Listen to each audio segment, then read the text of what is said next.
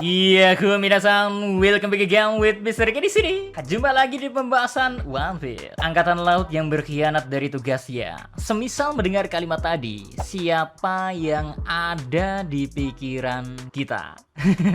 Ya, pastinya cukup banyak kayak para anggota Sword, Garp, Fujitora, sampai Kuzan dengan langkah tegasnya. Namun, gimana kalau anggapan tersebut rupanya menyasar ke salah satu admiral yang sampai detik ini masih aktif, yang mungkin tak pernah kita sangka-sangka sebelumnya. Siapa lagi kalau bukan Kizaru Bursalido. Loh, kenapa bisa Mr. K? Seperti biasa, sebelum Mr. K jawab, jangan lupa buat like video ini sebagai penyemangat Mr. K dan para editor dan para penulis Mr. K biar jujur biar absen semakin tinggi sih. Nggak, candaan, like aja biar kami ini semangat untuk konten lagi, oke? So, kita langsung menuju ke kontennya, let's go.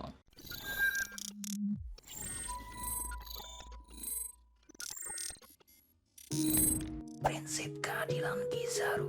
Oke, sebelum Mr. K mulai bongkar alasan sebenarnya, bakal lebih enak kalau kita ngebahas soal keadilan yang dianut oleh Kizaru. Mengapa? Ya, karena prinsip keadilan bisa jadi dasar seorang marin dalam mengambil tindakan. Para marin sebenarnya berpijak di jembatan benar dan salah. Satu sisi mereka ingin membela yang lemah, tapi di satu sisi mereka gak berdaya ketika si penguasa mulai berulah. Maka muncullah prinsip keadilan masing-masing dari marin ini, membuat tindakan mereka kadang bisa sangat sejalan dengan perintah ataupun berbalik 180 derajat. Yang nurut banget kayak Akainu dengan absolute justice-nya ada, yang rebel macam human justice dari Fujitora, semua saling berpegang prinsip sendiri sesuai hati nuraninya masing-masing. Nah, prinsip keadilan dari Kizaru ini cukup unik. Ia menganut keadilan unclear justice atau keadilan tidak pasti yang membuat tindakan terasa setengah-setengah, abu-abu malah, bahkan ambigu. Hal ini terjadi lantaran sifat Kizaru sendiri yang memang acuh tak acuh sekaligus mencari aman demi kenyamanan dirinya.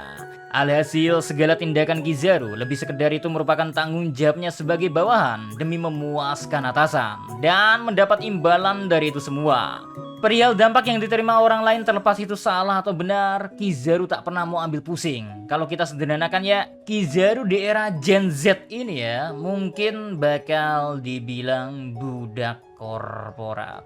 Gak masalah mau gimana pun, selagi itu nyenengin perusahaan atau atasan, ya bakal dia lakuin kok. Inilah yang membuat Kizaru terbilang selalu menjalankan perintah pemerintahan dunia, sekalipun itu berkaitan dengan orang terdekatnya. Bahkan membahayakannya pun Kizaru cuman bakal berdalih ia hanya menjalankan misi. Terlepas dari itu semua, sudah Mr. K singgung sebelumnya kan, prinsip keadilan ini terkesan abu-abu karena Kizaru masih belum melibatkan perasaannya kepada orang lain, lebih bersikap acuh tak acuh, yang menurut Mr. K bakal bisa meledak suatu saat juga.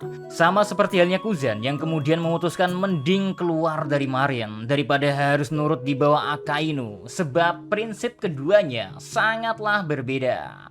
Akan tetapi untuk mengharapkan itu terjadi jelas sangat sulit, karena balik lagi Kizaru terlalu santuy. Kalau di bahasa senjanya anak India, Kizaru lagi menikmati zona nyamannya. Apakah akhirnya ia akan keluar dari zona nyaman atau enggak?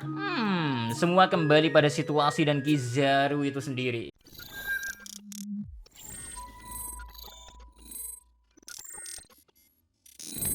Kizaru dan masa lalunya.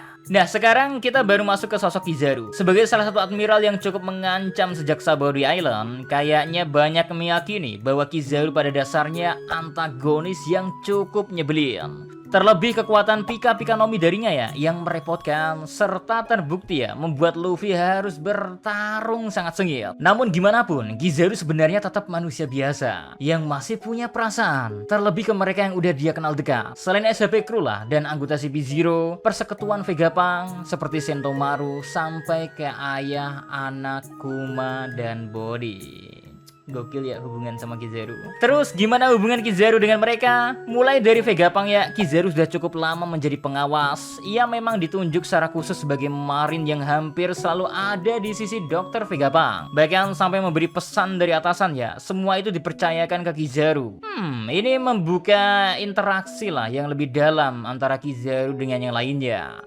Misalnya ya, dengan Sentomaru, Kizaru menjadi mentor bagi Sentomaru yang bertekad mau membalas budi kepada Dr. Vegapunk. Begitupun ke Kuma dan Bonnie. Bahkan di chapter 1100 kemarin, waktu perjanjian pahit Kuma dan Saturn terjadi, terdapat raut yang tak biasa dari Kizaru kala mendengarnya. Ia sampai memegang topinya di momen itu. Sebuah momen yang tak biasa bagi orang acuh tak acuh seperti Kizaru. Terasa makin spesial lagi mengingat Kizaru juga bersama mereka semua ya selama 6 bulan demi mengawasi tindakan Dr. Vegapunk dan Kuma. Makin akrab, makin kayak keluarga. Semuanya saling berbahagia dalam 6 bulan yang berharga tadi.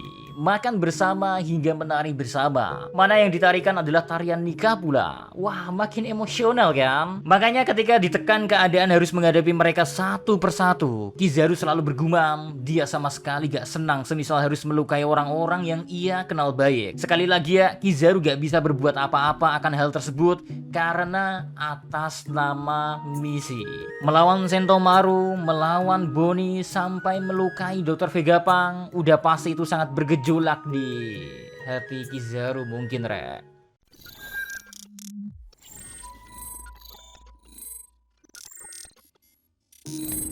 Apa yang akan membuat Kizaru berkhianat?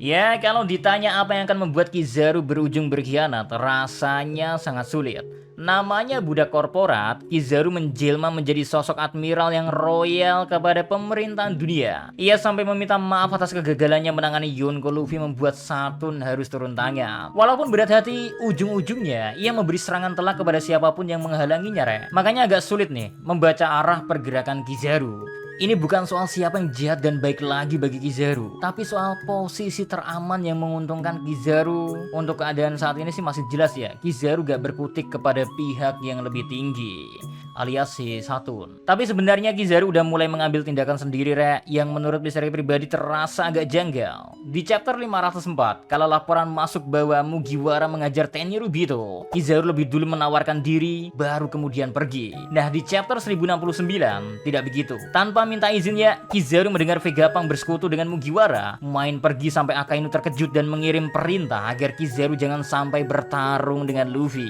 Kan terkesan kontradiksi gitu loh, dengan apa ya, sifat Kizaru yang selalu menawarkan diri dulu atau nunggu perintah dulu lah. Kok kali ini malah langsung tancap gas gitu loh. Mungkin ini ya, Kizaru memulai tindakannya sendiri, meski kita lagi-lagi gak tahu pasti sih apa alasan sebenarnya. Mr. K punya pandangan sedikit akan hal ini. Kizaru sepertinya masih menyimpan dendam atas kegagalan penangkapan Luffy baik di Sabaody Island maupun Marineford War. Ya, melihat ada kesempatan, Kizaru jelas tak mau membiarkannya hilang begitu saja. Di satu sisi, Kizaru menyadari ia tak akan langsung mendapat izin Akainu, mengingat status Luffy saat ini udah jadi Yonko.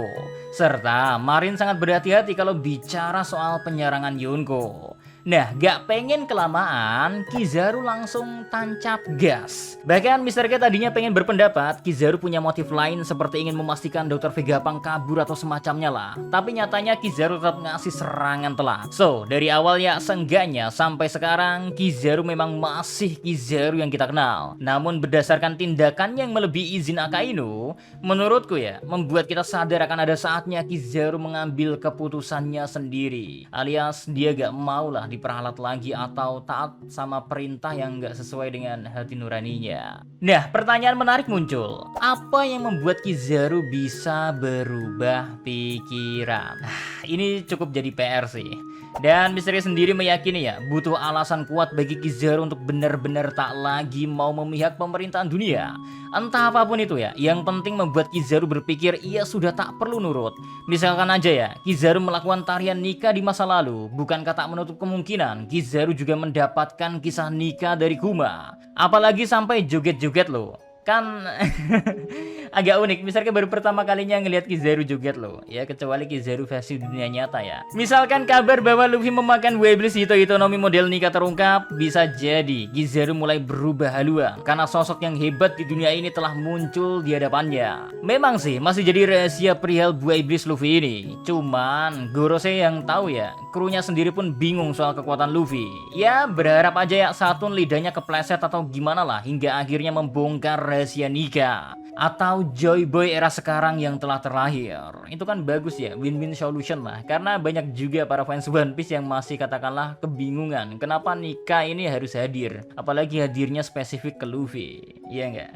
Lalu ya, satu lagi clue sebelum benar-benar Mr. K tutup video ini. Kalian melihat kan siluet tarian nikah di chapter 1100? Nah, semua siluet ini nyatanya hampir menjadi sekutu SHP Crew semua ya, terkecuali Kizaru. Caranya pun berbeda. Ada yang langsung seperti Vegapunk yang minta tolong, Sentomaru yang awalnya musuh tapi berpihak karena sama-sama melindungi Dr. Vegapunk, hingga Kuma pun sempat dikira musuh, gak taunya bergerak demi kebaikan SHP Crew itu sendiri. Bahkan kisah Kuma itu adalah kisah cinta ayah dan anak terbaik dari manga yang Mr. K kenal. Gak tahu kalau ada manhwa atau manhwa lainnya, tapi kalau manga yang Mr. K tahu terbaik lah kisah ayah anak Kuma ini. So, tak menutup kemungkinan Kizaru menyusul sebagai musuh yang akhirnya bersekutu kan. Nah, itu dia pendapat Mr. K soal posisi Kizaru. Apakah ia akan mengkhianati pemerintahan dunia atau enggak?